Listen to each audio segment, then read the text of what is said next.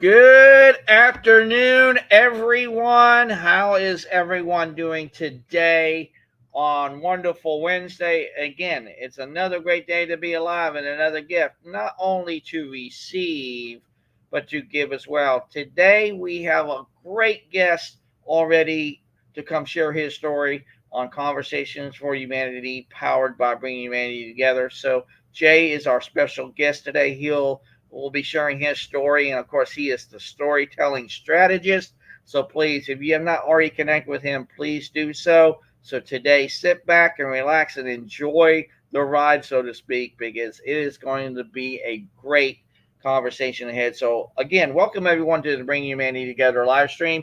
This is one of three open forums under the Bringing Humanity Together umbrella, where people can discuss topics related to the workplace and humanity in the workplace in a very positive and constructive way.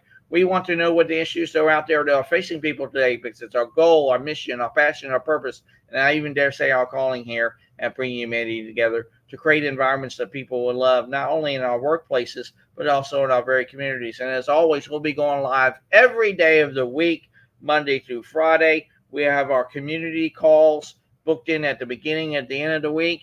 Our team call is always on Monday at 3 o'clock Eastern Daylight Time. If you want to get to know more about bringing humanity together and even the five pillars of bringing humanity together, in fact, which Jay is the leader in the leader of pillar of leadership.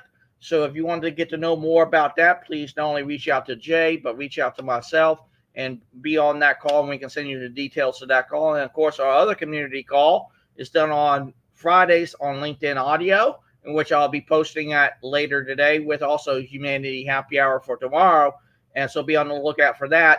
And that, of course, is at 3 o'clock. And then, as always, Tuesday, Wednesday, and Thursdays are all done at 3 o'clock, except for today, which is at 2:45 for Conversation for Humanity. And if you would like to come share your story on Conversation for Humanity, I'll be posting the link here in the live stream in just a minute. So let's get right into the meet and greet. So, Jay, how are you doing today on Wonderful Wednesday? I'm doing much better. I'm had a little bit of a nap because I spent all night um, trying to live in my purpose. I'm working on several things to come out. If you take a look at my page, there's some things that have changed. If you take a look at my profile, there's a few things that have changed. um, am really learning about myself and learning how I can contribute to humanity. And so, in that vein, I worked really hard throughout the night to try to come up with some really good things that I believe is going to service and serve the people out there who would like to learn more about storytelling. And while I'm thinking about it, I just want to also let everybody know that what I do stems from me. Uh, Everybody, if you look at comic books, right, superheroes have this origin story. And I believe we all have our origin story, right? In my case, the origin story for me started the day that a tornado disrupted my life. Now, I could choose to be a victim following the aftermath of that, or I could choose to be a victor. And in the days and weeks that followed the aftermath of that disaster, looking in the eyes of my children and looking at my wife, I chose to be a victor. And I picked myself up and dusted myself off and said, I just need to do what I need to do for my family. And a lot of things arose from that moment and from that time in my life. Um, a lot of things changed my mindset. Um, and it was lessons throughout my life that I relied on as tools to make sure that I moved forward with rebuilding my life, literally rebuilding the physical parts of my life, right? The house, the car, the belongings. Um, and so from that, I've shared my story multiple times. Uh, in the last 14 years, I've been in the contact center industry, and in sharing my story, it has actually helped others navigate their storms. Now, it won't be a lot of the storms that I'm talking about are not actual natural disasters, but it is things and instances and struggles and adversity people have experienced. And from knowing my story, it served as a blueprint for them or inspiration for them to move forward through that adversity, through that struggle, whatever it is that they were experiencing. And so I did that off and on and realized that my story could have a positive impact on people. And I just didn't know what to do with it. Now, prior to being in the contact center industry, I was actually a storyteller in the media. I was a journalist, I was a TV news anchor, I was also an SEO content writer and a business news editor. So I've been telling stories, but from the news perspective, an industry perspective, a corporate perspective. So there wasn't any of me really in a lot of that. And it started with a mentor of mine in the news business when he said, when you tell a news story, it's okay to show or tell it from your perspective, but don't become the story, right? Let the story speak for itself. You are not the story. And so that stuck with me for a very long time.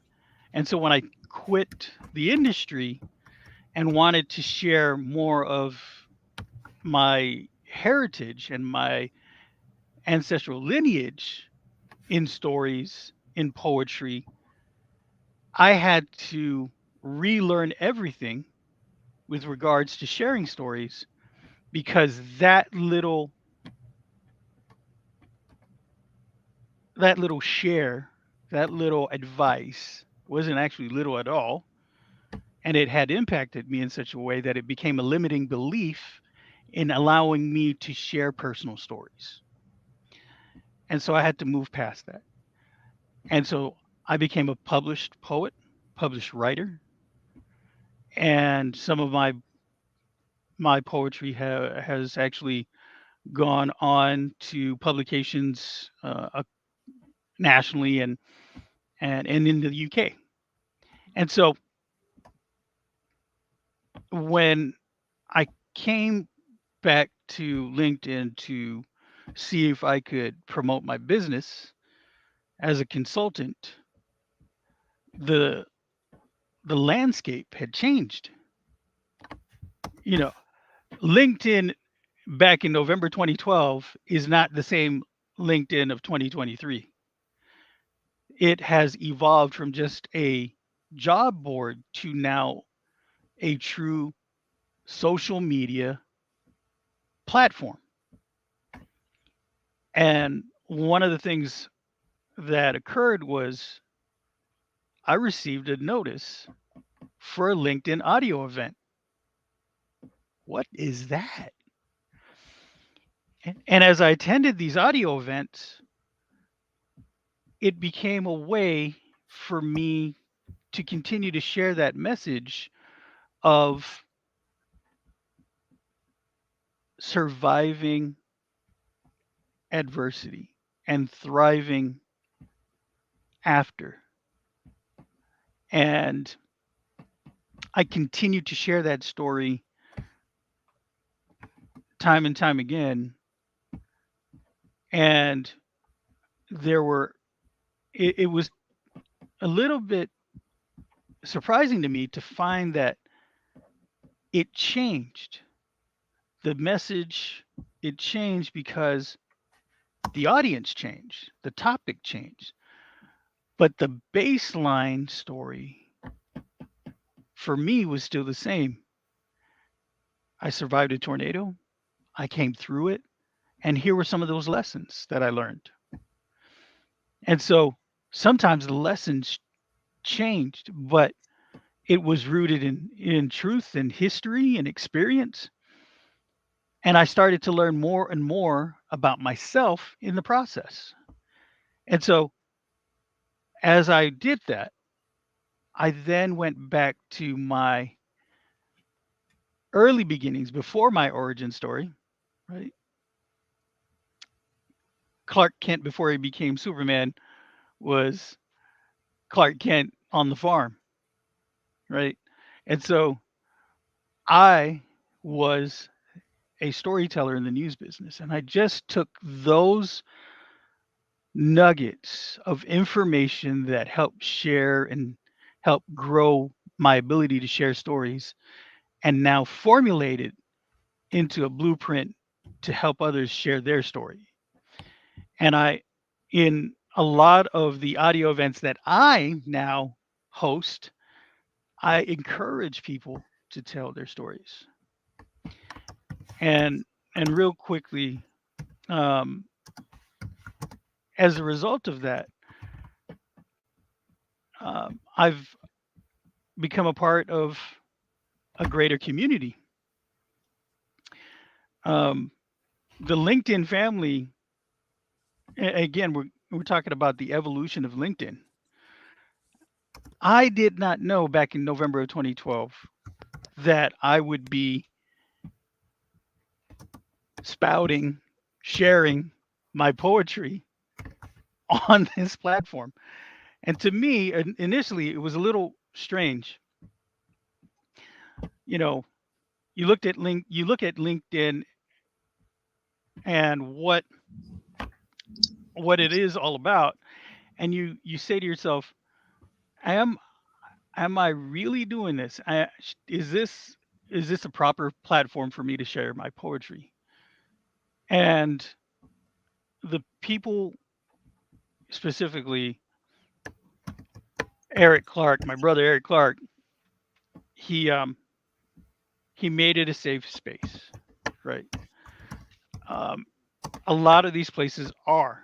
If you want to be able to share your knowledge, your perspective, your insight, a lot of these spaces have allowed people to do that. Um, my first foray into LinkedIn happened as a result of a invite or an invitation by Eni Osung, and a lot of you may know Eni. We we in, we have a term of endearment for him. He's the Godfather, because if you look at him, he's done a lot of LinkedIn audio events, and he invites a bunch of people, and a lot of us who are now hosting audio events have actually gotten or received their start as a result of Eni inviting us to one of his audio events. And so I'm going to give credit to him in that regard, and then talk a little bit about some of these audio events. It has now, again, LinkedIn has evolved in such a way that we are growing in community, and I've grown into a community that accepts me. Um, and we lovingly refer to each other as the Fam Five. There are 5 people that I've come into a partnership with and into a family of like-minded people, um, who have a passion for sharing their story. And so, much in the same way that you have a partnership with Keith and an alliance and what you're building there, I hope to do the same, and bring the organization to other organizations so that we can all learn from each other, learn how we can help each other, learn how to bring humanity back into the workplace. Um, Brian Smart, he's Mr. Content. He's one of my family members in the Fam 5. He talks a lot about building community. And in doing so, right, even though, so we're on a platform that's usually business to business or business to consumer or customer. And people talk a lot about monetization and money and economies. And we're of the opinion and of like minds that if we build the community and have a direction, that the money and the economies are going to come with it. Much in the same way that you talk about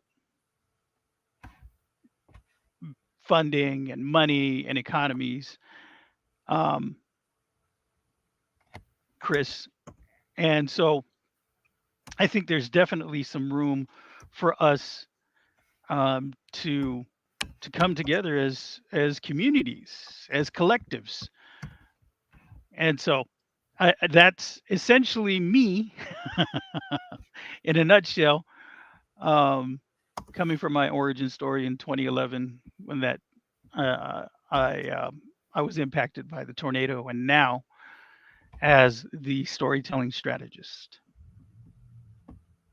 Well, Jay, I have to say, first and foremost, from the bottom of my heart, I am so humbled and honored to know you and have you a part of bringing humanity together, especially not only in the pillar of leadership, but just being on this great and amazing journey.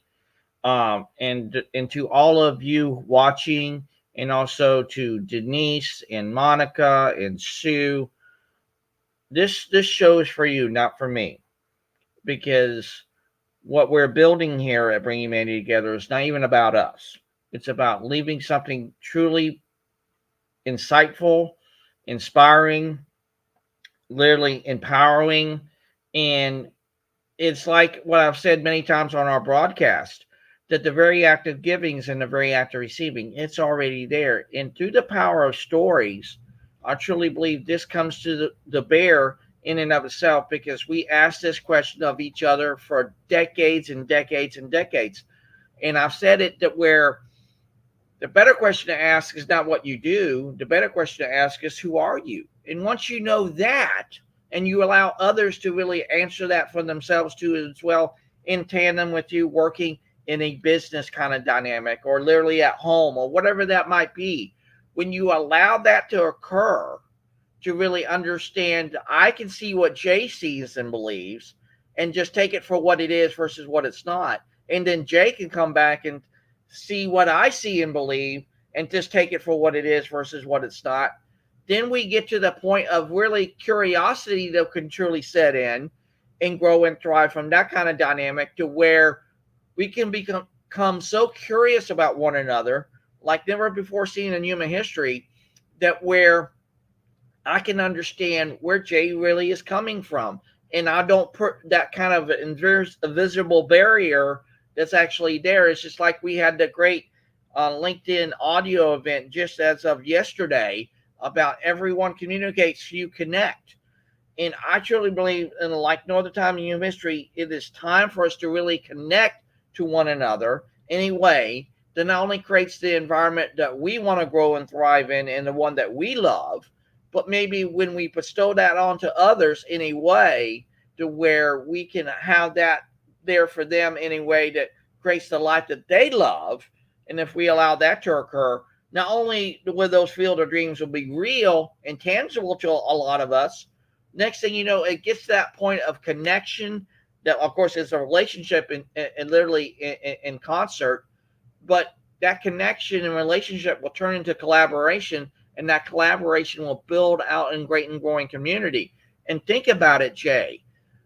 What we can do through the power of story can translate into something very significant and very meaningful when we make it about them and not about us, and we put it on their timetable and not on ours, where they can literally say, hey, I may not be in alignment with Jay, but I might be in agreement with Jay. But then again, we are allowing that to occur, that where they start that journey with you and them in turn, to where when they take that journey with you, Jay, they can say, I start in alignment, and then I work my way into agreement, or in agreement and work their way into alignment.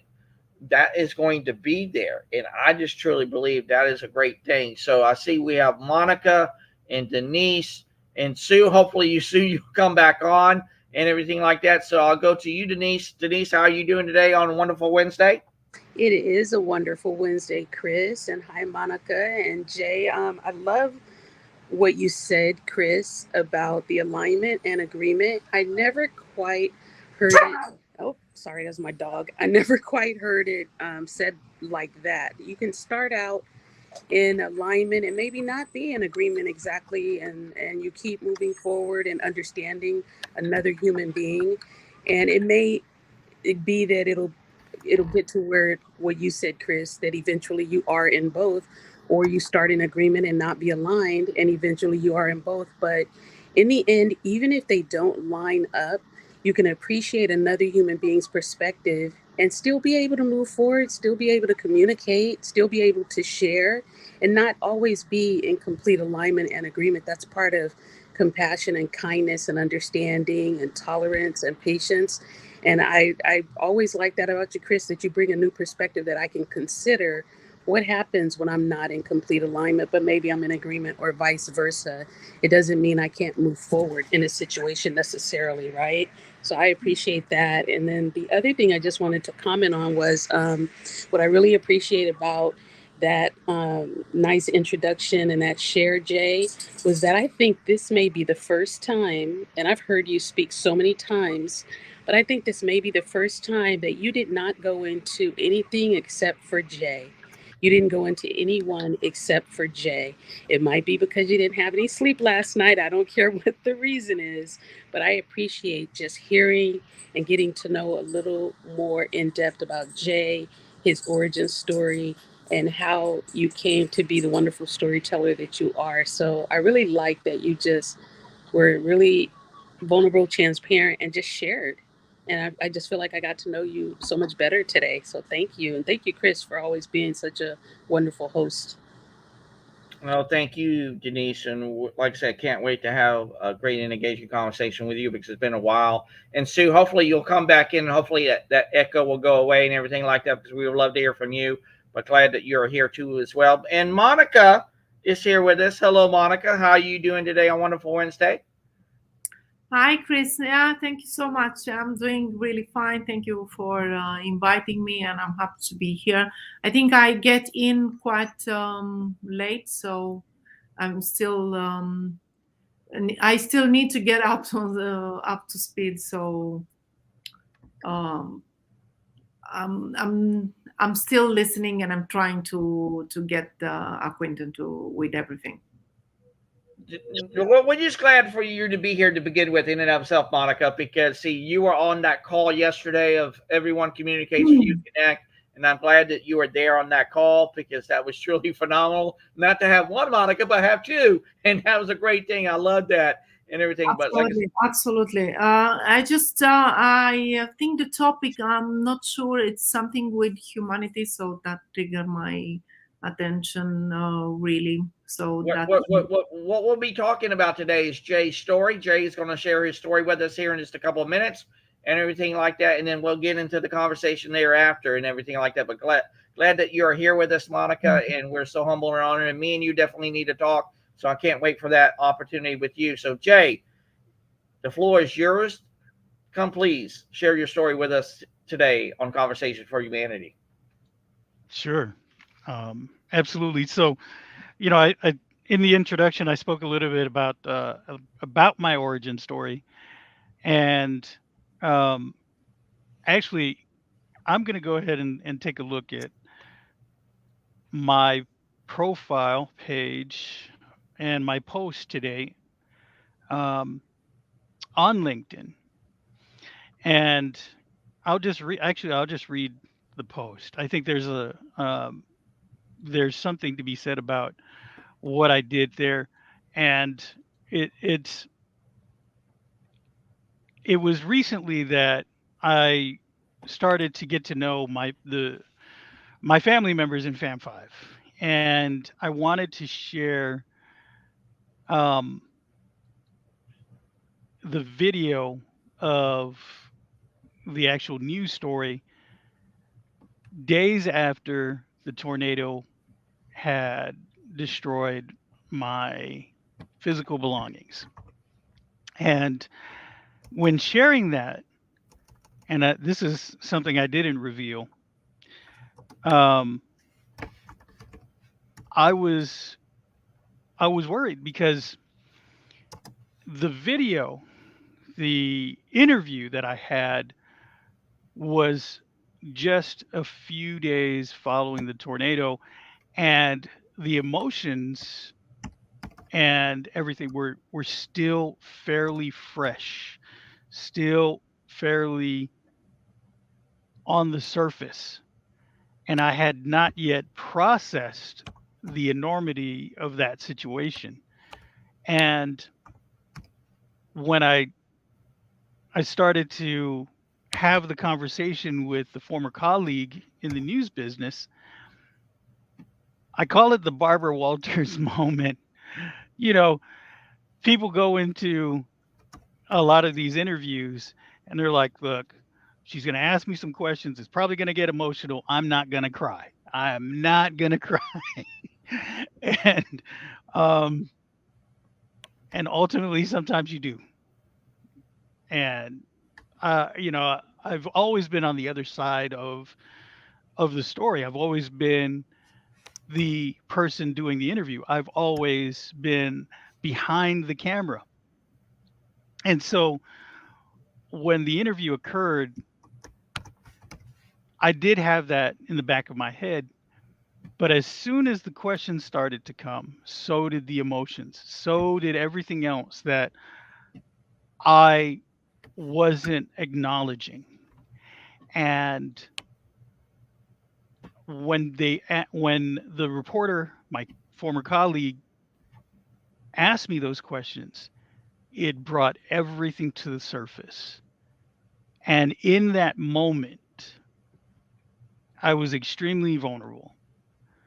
And you'll hear the quivering in my voice. You'll hear me cry, right?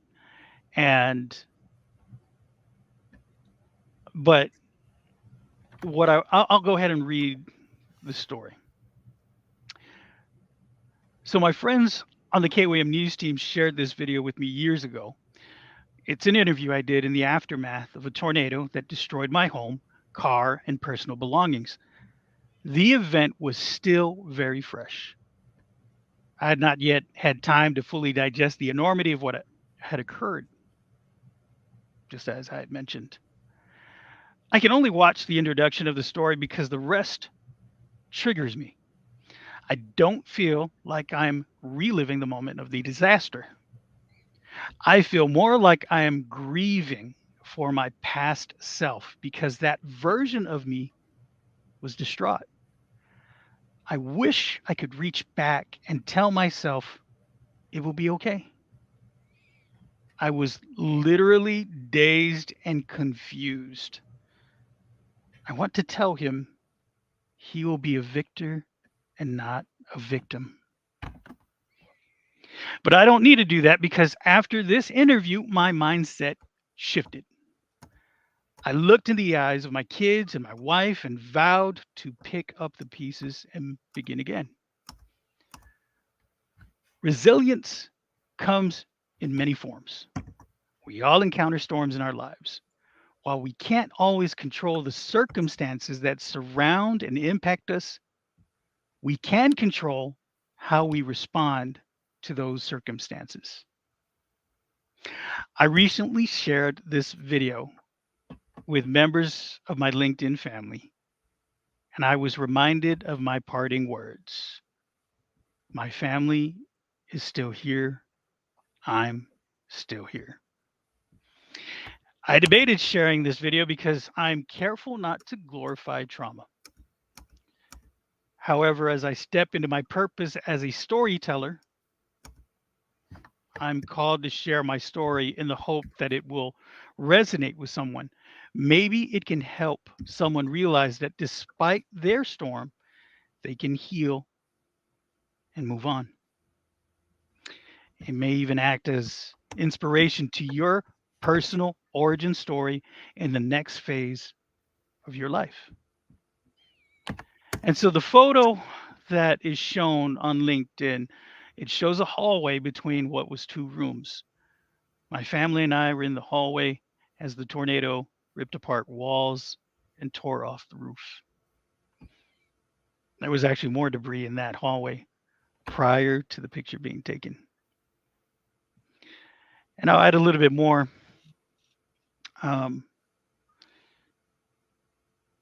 There was so much debris. I had acted as a shield. It probably would not have helped if things actually gone much worse. But I put myself on top of my 4 children, my sister-in-law and her baby. And immediately after the tornado destroyed the house, I tried to stand up. But the rafters, the ceiling came down on us.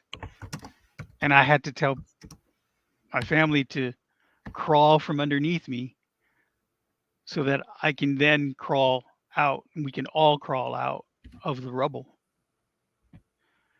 And so looking at that photo, it really reminds me of how blessed I am. And so in my discussions and in these audio events that I attend, I encourage people to share their stories so that maybe it can resonate and can help others. And during my days as a performance poet, I had this mentality that there may be hundreds of people in the crowd, but if my poem just sits with one person, resonates with one person, then I've done my job as a storyteller, as a poet. They've received that message. And maybe that one person will share it with another person. And that person will share it with another person. And so on. And so maybe that one person will actually impact hundreds of others who weren't in that room at all. And I took that lesson into telling my origin story, telling the tornado story. So each time I do enter the audio events, I do keep in mind the audience, but I also just hope that maybe just one person really connects with that message. And this has allowed me to connect with people in so many different ways. And I'm blessed in that regard as well. I mentioned that I never thought I would be sharing my poetry on LinkedIn. But something magical happened recently in an audio event that that I was encouraged to host. And in that event, I shared my voice characters with the audience. And these voice characters exist so that I can give voice to people and circumstances that they may not feel comfortable sharing themselves. But I've heard in personal conversations. And so I take those anecdotes and share it with others so that they can see the beauty in that story. And so I tell stories in many different ways, from theater of the mind with voice characters to poetry, through LinkedIn posts, through articles that I contribute to back home on Guam, the island where I'm from. And I also do painting and drawing, and that too is also a form of storytelling. It's a visual story that I share with people. And so it's taken me full circle back to that moment where I left the news industry, became a storyteller of my heritage and culture. And that circle is allowing me to see that this is my path, that storytelling is innately part of me. It's encoded in my DNA, and it's going to allow me to help others realize the beauty in their stories so that they can also positively impact humanity. So, um, is there anything that comes to mind, Chris, Monica, Denise, that you might want to ask me? I don't want to keep keep talking.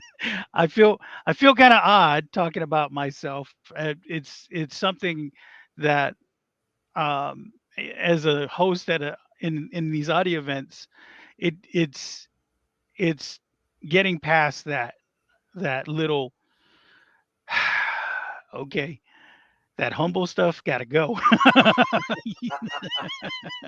you you can't have an hour show without having some sort of reflection or insight or perspective from yourself and sharing that with your folks, with your tribe, I with your have a family. question, Jay. Yeah, what's your question, Denise? So when you're sharing, not necessarily that you're sharing about the tornado, but when you're sharing something that's so big, I mean, that's huge. It's your entire family survived, it's years later. There's so many angles. So when you want to share a story of a specific event, something like that happened in your life, how do you decide which parts to share? Which parts resonate, or do you look at the message that you're trying to convey, or you just want to share the story and hope and you connect it to what you got out of it? How do you decide which parts to share when it's a really big thing? That's a really good question, Denise. And uh, it's it depends. It depends on the audience, and it depends on the topic of the audio event. Sometimes the topic is nothing in my wheelhouse, but as the discussion in the audio event evolves, there are things that I can resonate with and connect to, and then relate that to a story in my life. And so what I do is I listen for those really context clues, right? stuff that we learned in school many years ago for me, I'm actually using. Isn't that crazy? Um, so context clues is, it really is important. I'm listening for the context in which my story can resonate with what everybody else is talking about. Um, because I want to be able to have that positive impact. And it's not that I'm changing my story or I'm changing the history that occurred. I'm just reframing it so that it has a bigger impact on the people that are listening. And that's the strategist in me, thinking of how can my message sit well with one person, right? Um, and if there is that one person, that's who I focus on in the crowd. A lot of times when I was participating in poetry slams, I would do one of two things: either look past the crowd to be able to have clarity of thought, or I would pick one person in the crowd and I would look directly at them.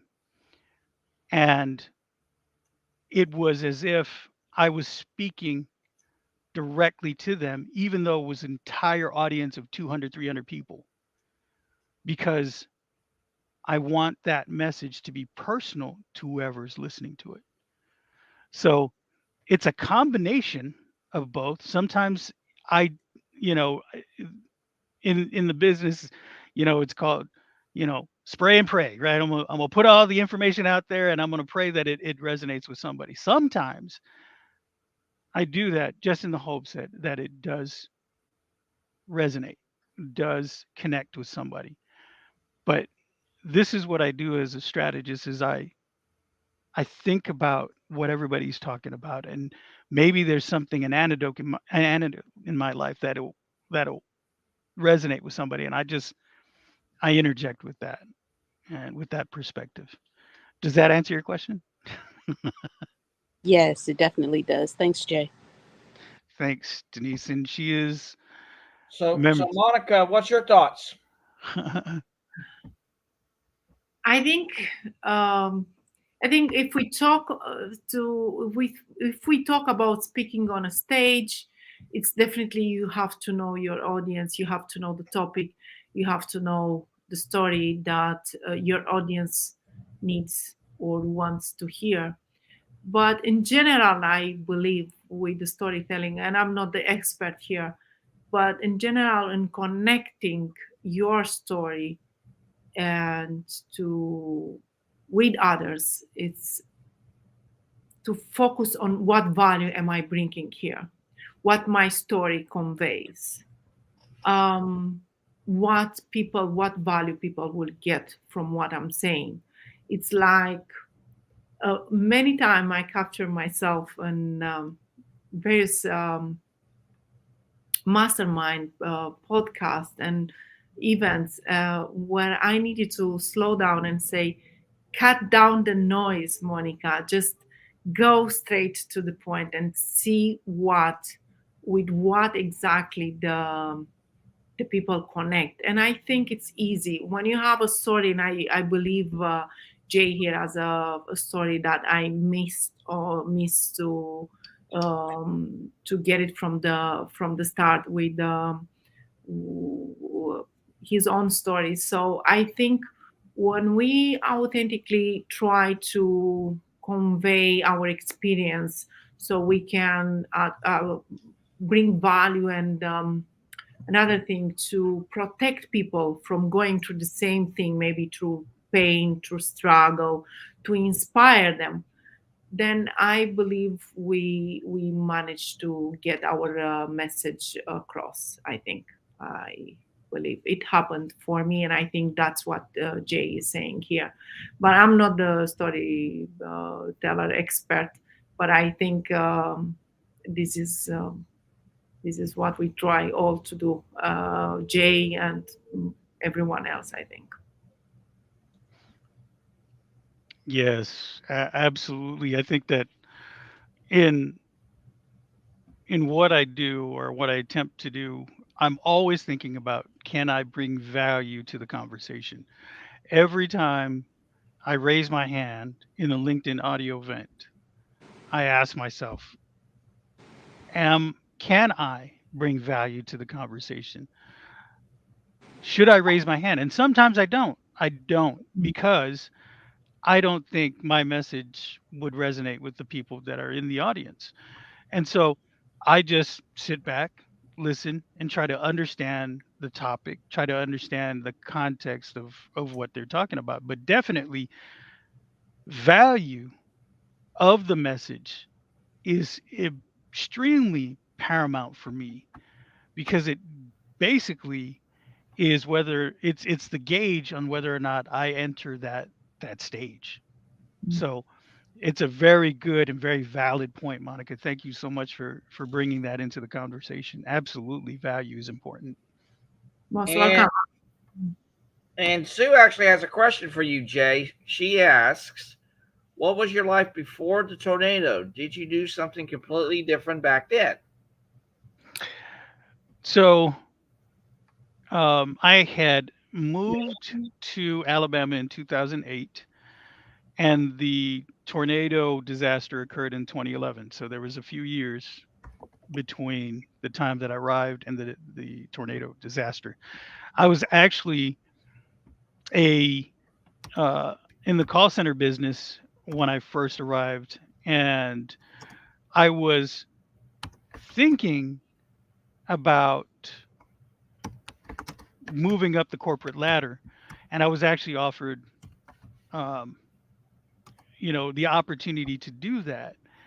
And it was at that moment where I started to see other opportunities for me, and because there were certain things that um, I was dealing with at the time personally that I was like, I think I'm just going to go to work, punch in and punch out, do my thing, go home.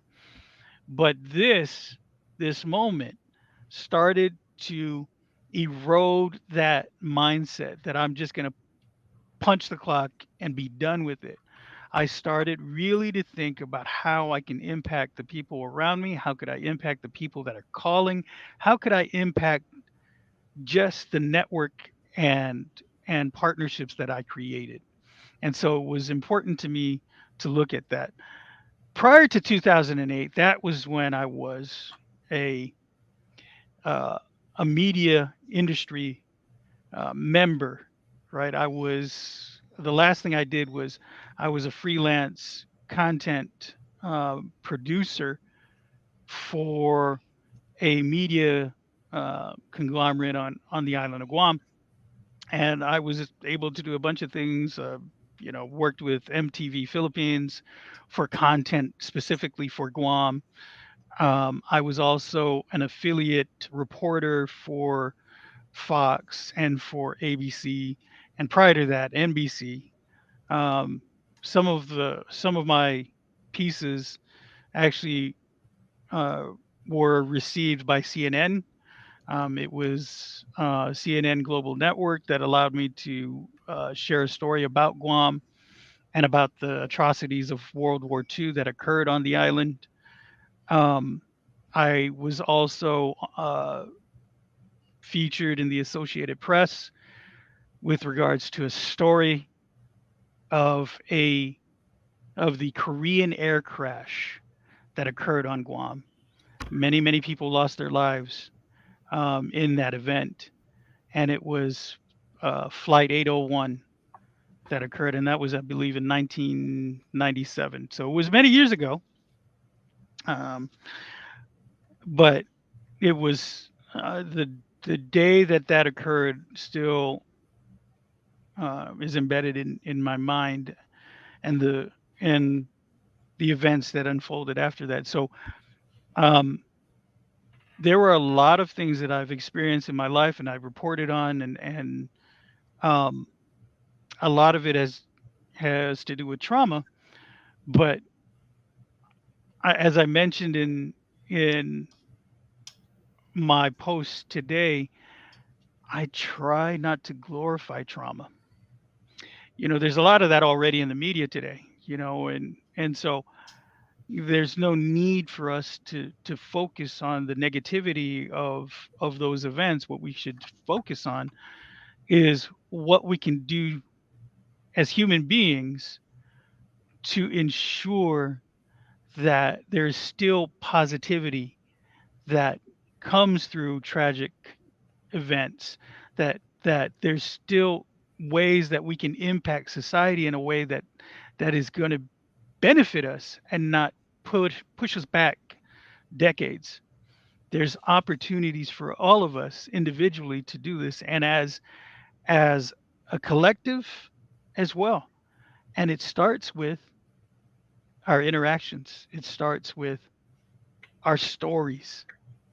And so this is I'm on a mission. I'm on a mission, and when people are encouraging you to lean into your purpose, sometimes you got to stop and listen, because maybe they see something in you that you don't see in yourself, and you may not have recognized in yourself.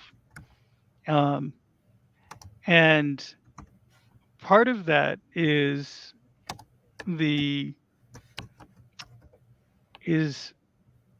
humbleness, right? It can be a pillar, because we talk about pillars all the time on bringing humanity together, but it can be a pillar of strength. Humbleness can be a pillar of strength, but it can also be a limiting belief, and you have to be mindful of how that can be a limiting belief. If people are saying you need to share your story, and you go, no, I don't think it's right. Other people have more impactful stories than myself, and everybody has a story. Everybody has a story.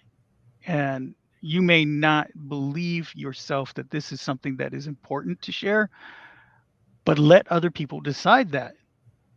Let other people decide that. Share your story and see where it lands. And I've learned that there is power in vulnerability sometimes as well. And that's a tough one. That's a really tough one. But I think that it's important, that we recognize that, there are times that you should remain humble, right? But there are other times when you need to tell your story. And it doesn't mean that you're boastful. It doesn't mean that you're out there saying, look at me, look at me. And oddly enough, it goes back to that part of me, right? There's a dichotomy here that I'm trying to resolve in myself, that little piece of advice, hey, you're not the story, right? There's that fine line. You are not the story, right? Your story is the story, though. And you can only tell it in your own way. But are you doing it for selfish means, to draw attention to yourself, or are you trying to do it to impact humanity? That's the gist of what I'm trying to accomplish, right? And trying to make sure that I'm not the center of attention. The story is the center of attention. The power in the story and sharing the story, that should be the focus. But I can only tell that story from my perspective and my insight. So that's where I've had to set it aside sometimes and understand that there is power in sharing that story. And there's power in humbleness, but there's also power in making sure that your story is being heard. There's a lot of juxtaposition there, but only you could understand from your perspective where that lies. And how you can walk that path. Exactly. And Jay, when we have these kind of conversations here, bring humanity together, whether it be on LinkedIn audio, LinkedIn live, whatever that might be, it gets on almost to the power of not only positivity, but also the power of possibility, and also the power of what if. What if, when we share our story and show up as who we are, can have such a great and significant and really inspirational effect on somebody? Because it's like what John C. Maxwell says in his great book, The 21 Influential Laws of Leadership. Leadership is influence, nothing more, nothing less. It's not a title, it's not a rank, it's not even a position. It's influence. And these kind of conversations is not only the ones we should have, but also the one that we should share. And it goes right back to our point about how we can connect with people, not only from a place of communication, but how we can truly connect with one another. Sue just said this. I think you are really brave, Jay, to tell your story. I left home when I stood up in the end of July, and it was for different reasons, which was really frightening. But when you think about it, Sue, when you did take that stand and said, hey, I'm willing to answer that call when hope and faith come knock on my door, she was willing to do that. And see, that is why I truly believe, again, and I'll say it till the cows come home, but I just truly believe in this, that the next currency of humanity is going to be rooted in value and not money. Because a story has value in it. A story has significance to it. It has meaning and maybe even a purpose. And I truly believe it does. But then when we allow ourselves to let that be for what it is versus what it's not, it creates an energy and a connectivity that we probably wouldn't see otherwise. And I truly believe that will be there. So, and Sue just even brought this up, and we probably need to talk about it on our team call on Monday, because she even said this. She said maybe we should have an add to the pillar of strength to our values, Chris. Absolutely, 100%. And think about it, Sue. Each pillar we have more pillars underneath it. It's already there. Build up that stronger foundation. Get people to be more involved. Get people to really see what you see, and then you can see what they see and collaborate on that and take it from that context. And I truly believe that will be there. So I'll go to you, Monica. What shows up for you right now? What's that? What shows up for you right now? So I think when we share our stories, or the story that we want to share, it's a message that we want to convey, but it's a way of connecting. I think it's a way of connecting. So because connection is by far the most important need in human nature, to connect with one another. So that's what we do. We share our story, we connect, we tend to inspire. So I think that's what Jay's is trying to do here tonight and in general. So we all have a story to convey, like he said, and I like that. Some people, they don't do it not because they don't think necessarily that their story, it's a fear. It's fear of the known, fear of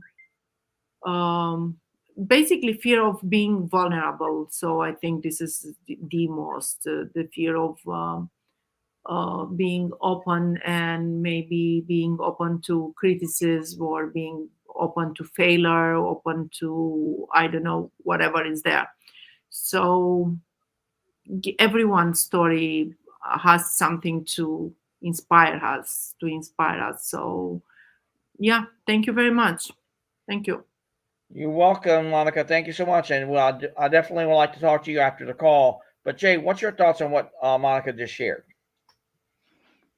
I think one of the things that people don't realize is when you're communicating, usually you're telling a story. So it not only happens on the stage, it happens in our daily interactions. And so even in the mere opportunity of saying, hey man, my day was rough today. Let me tell you what happened, right? This is a story. This is your story. And so sometimes we may not put it in that framework, but this is something that we do as human beings all the time. All the time. You know, when we take our breaks, and in the old days it was around the water cooler. Now it's playing the Wii in the break room or on the smoke dock in some places. You know, um, we're telling each other stories. We're sharing each other's stories, and there's a beauty in that, in those interactions. And so sometimes, you know, especially with your friends or the people you consider family, sometimes it's something that you really have to consider. If they're asking me for advice about how they can move past their rough day tomorrow, how can I impact them in such a way? How can I share my story with them in such a way that my advice is going to mean something to them and that's going to help them tomorrow, right? Whether we call ourselves storytelling strategist or not, we are storytellers, and we strategize in our interactions on how we can impact the ones we love and the ones we care about, if especially in those interactions where they're asking advice, where they're looking to us for maybe leadership, maybe some consolation, right? And so it's important to, even in those little interactions, to understand the importance of your story. I love it, Monica. Thank you. You're bringing so many good points to the conversation. Thank you, Jay. Appreciate. Thank you. So I'll go to you, Denise. What shows up for you right now? Monica reiterated something really nicely that Jay had said earlier about everyone has a story, and everyone does. And even if they're not like sharing the vulnerable parts of a story or the painful parts of a story, it I do really appreciate when people share even the smallest bit of their story, even if it's just saying, I'm from here and now I live here and I've made this adjustment, because I always learn something. And I just love learning about people and connecting with people on that more personal level. So I appreciate that we all recognize that everybody has a story. They may not, share a lot of it, but any little part of it that I can get, I always appreciate it. And see, that's the beautiful thing about not only communication, Denise, but showing people who we really are. If we're open enough to share not only our stories and maybe our deepest passions or our deepest visions or our purpose or whatever that might be for us, and we share it and be so vulnerable with people and say, hey, Monica, I see this. Jay, I see this. Denise, I see this. Sue, I see this. And then you do it in a way that nearly can not only connects you with them, but them to you. It creates a bond like no other. And when you facilitate that on a day-to-day basis, and you add that value to people in that kind of, I call it human investment. The best investment is human investment. We can't even put a price tag on it, and we've tried and tried. That's why human development here at Bring Humanity is going to go so far and wide, not only in business today, but literally beyond business, and literally with all the other pillars in tow, because we truly believe the power of humanity. Yes. Go ahead, Monica. Yes. So I think, top of my head right now, I get inspired as you talk, guys. But I believe you either have a story to inspire people to do more, or you become the story that inspired people to do more. And with the second, what I mean by that, you becomes the story. You become part of their story by inspiring them, by being there for people, by showing yourself vulnerable, by showing by telling your story when they need it the most. I think the most I helped someone with my story, it's someone, the most I helped someone was when I shared my story exactly when they felt lost at most, and probably for me too. And I did it involuntarily at the subconscious level. I think because it's important here to say we are storyteller. We are all storyteller. We are not all strategists, but we are all storyteller. So the most important thing I think I will take from here, and I will say we empathy, it's not something that you can teach, but it's something that you can do, because we born with the ability to be empathetic. So it's something that we we can show other people. So this is another way of telling your story, by being empathetic, by being kind, by being supportive, by being more human, I suppose. Thank you. That's what it's all about, Monica. About being human. That's the one thing that interconnects us all, Monica, is our humanity. And once we tap into that, what can we not achieve or do or even see or even believe will we just allow that to occur? And Sue, you just made me laugh there, and I had to put it out there. She says this: Chris, when are you going to share your story? Who's going to interview you? Maybe Jay could do that. Monica, it would be great to you be interviewed by Jay. Hope you join us. She's talking about bringing humanity together. And then, of course, that is a great word, Sue, empathy. And yes, we definitely will talk to Jay about the pillars that uh, you bring up, which I'll go back to share that, is that we should actually add the pillar of strength to our values. And we should definitely have that conversation with Jay. We'll definitely make that happen. And I see we have someone else that just joined. David, thank you so much today, sir, for joining us today. Jay always brings people together. Love it. Collaboration is the key. Great storytelling. No apple pie today, sir. What now? You get that? Now, Jay, you got to be able to expound on that. What's up with the apple pie?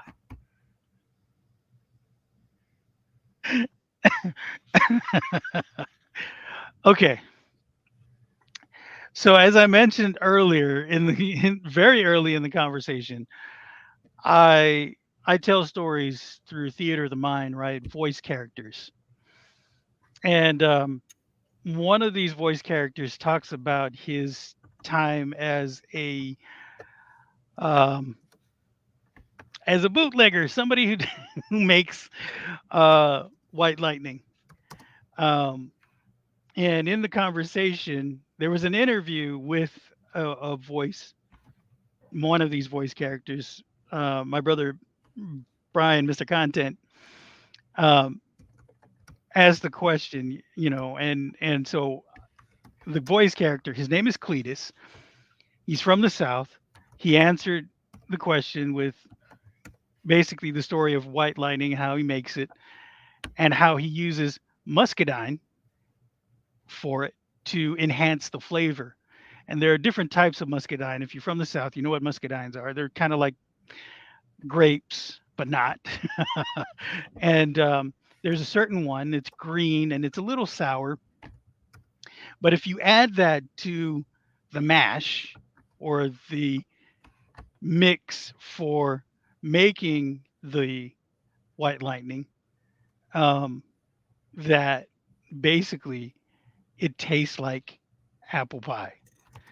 And which Brian made mention of, and so there was a little bit of a conversation there. But yeah, Cletus is a character, literally and figuratively, when I created him and when he tells his story. So And David, me and you definitely got to connect, sir. And we would like to have a conversation with you as well. Thank you so much. And I'm a big apple pie guy, so I say yes to apple pie. I'll take apple pie all day long in and of itself. And Monica, thank you so much for joining us today. I know it's past midnight there in the UAE, but we're glad that you are here with us today. Yes, he even says, great story, LOL. And of course, that's probably in reference to the apple pie, probably, and everything. So, David, we definitely got to talk to as well. So I'm humbled and honored that you guys are here. But Denise, you even just said in the back channel that you agree with Sue. Who's going to interview Chris and when? Well, we're gonna make that happen. Absolutely. Yeah, you I've need been to get sharing that my one on. story. You need to get that one on the schedule. And I like your idea that Jay ought to interview you. I think that would be great. Hey, if he's up for it, I'm up for it. But we also got to remember, Denise, too. My story is actually on a website called BizCatalyst 360.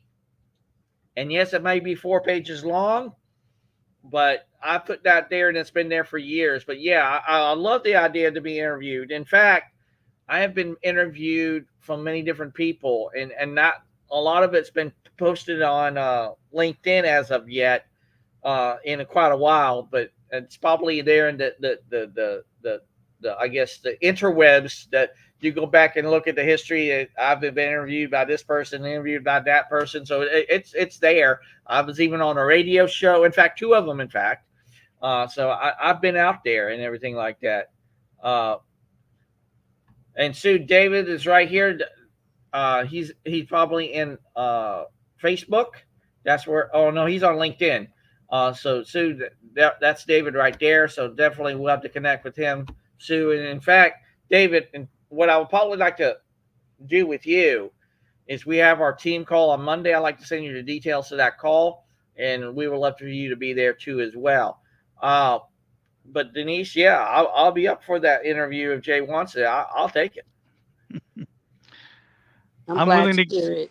Yeah, I'm willing to do it too as well. You know, it'll take me back to my interview days as a reporter, so it'll be good. It's And I fun. can't believe you were at NBC and who else? So on Guam, we were what they call affiliate or stringers for these, you know, national and international news organizations. And as a stringer, if there was an event that occurred on the island that was big enough, they were like, "Hey, who do we have out there?" And a lot of times, you know, it was whoever was in the room, which was me. So Oh wow. yeah, there was a lot of time. So a lot of these things happen. Um, but in the instance of the Korean air crash, they actually sought me out.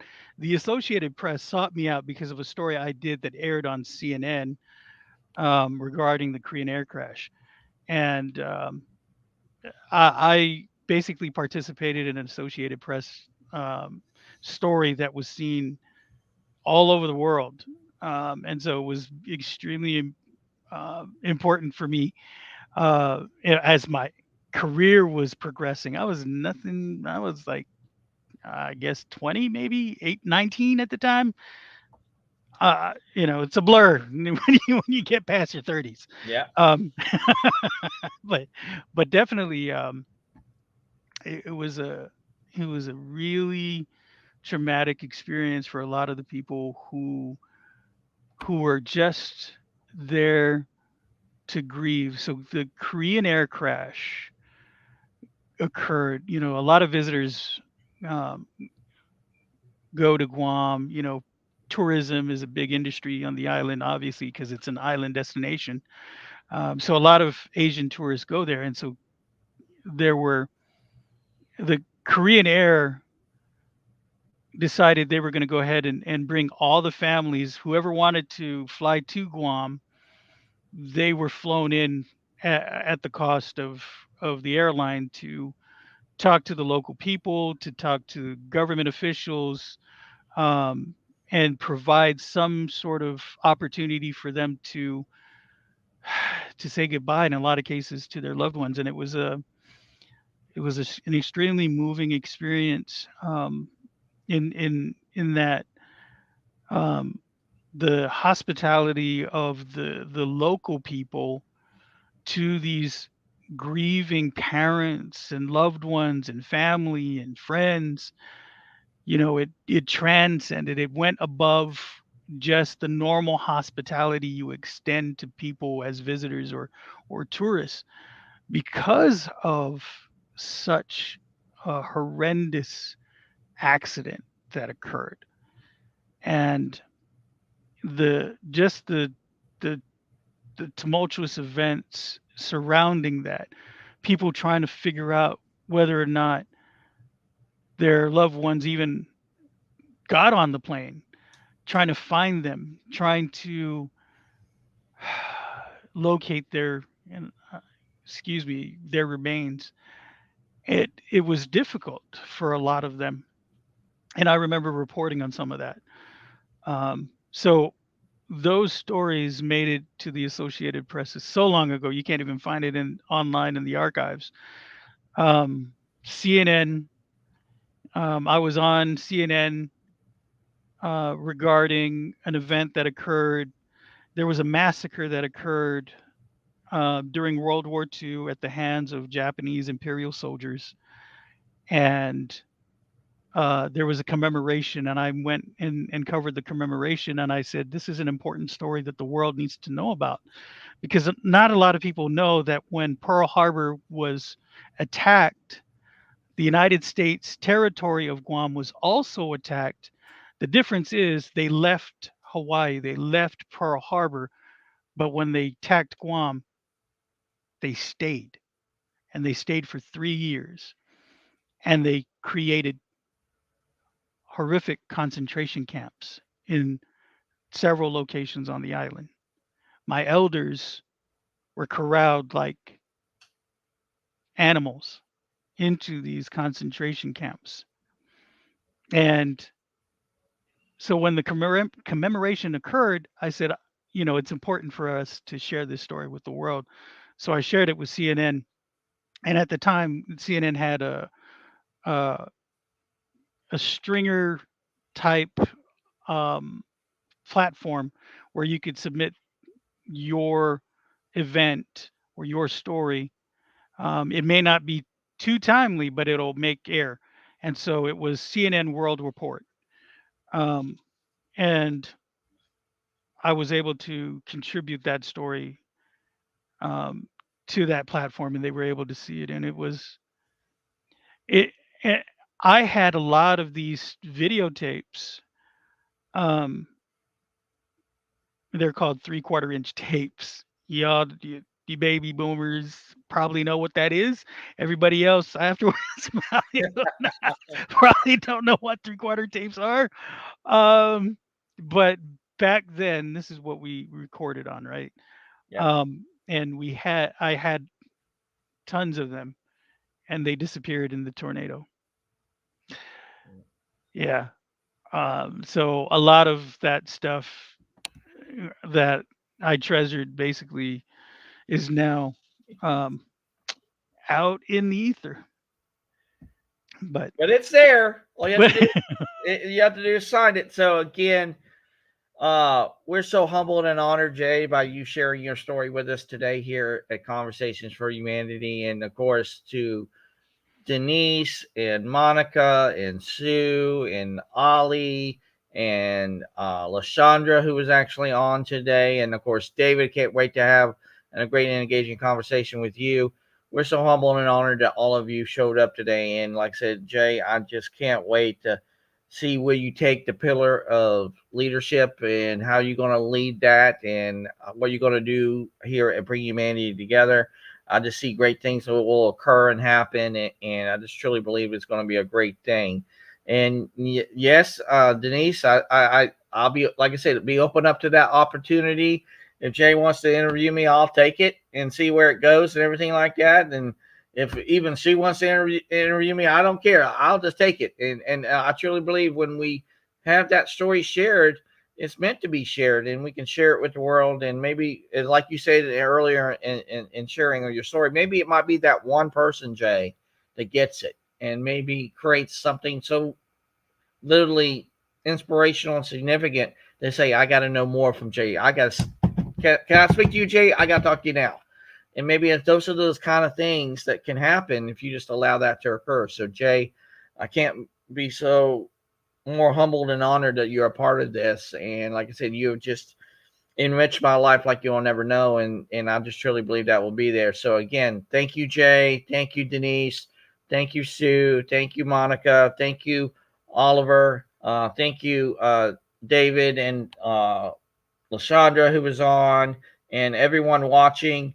If you'd like to know more about bringing humanity together, or even the 5 pillars of bringing humanity together, which is rooted in leadership, human development, health and wellness, family and community, don't only reach out to myself. Please reach out to Jay, reach out to Sue, and we would love to have that great and engaging conversation with you and get you involved in what we're building here, because it's going to be a great thing, and especially with our new partner, Keith Kupperman. That's going to be a great thing. So again, Jay, have a great day. Make your day. Thank you so much, sir. Denise, same thing to you. Same thing to everyone. And you guys have a wonderful Wednesday. Make your day. And maybe just do it from the power of one. Maybe that one conversation or that one opportunity, and maybe even that one opportunity might be the one that not only can change their life, but maybe even change yours. So you guys have a great day. Make your day. I'll be posting Humanity Happy Hour and our LinkedIn audio call on Friday later on tonight. So be in tune for that. Look not only into my personal page, but also our business page here on LinkedIn on Bringing Humanity Together. And we'll see you guys tomorrow at 3 o'clock for Humanity Happy Hour, the audio experience. Have a great day, everyone. Take care. Bye-bye.